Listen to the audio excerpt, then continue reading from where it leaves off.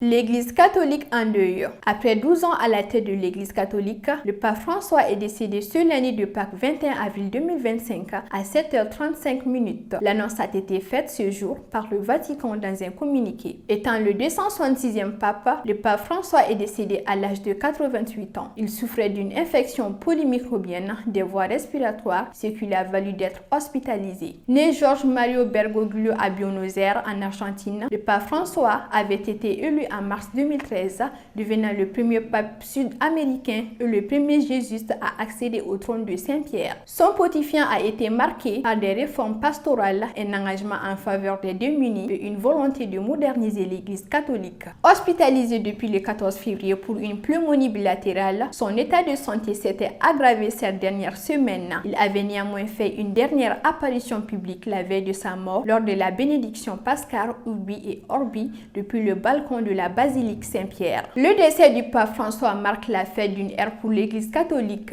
en tant que figure centrale de la voie chrétienne et leader mondial. Le pape François a non seulement réformé l'Église, mais aussi pris des positions audacieuses sur des sujets de justice sociale, de pauvreté et de paix mondiale. Il a rapporté une vision plus inclusive et humaniste de la religion. Son décès est donc non seulement un événement spirituel majeur, mais aussi un moment de réflexion sur son héritage et son influence dans le monde.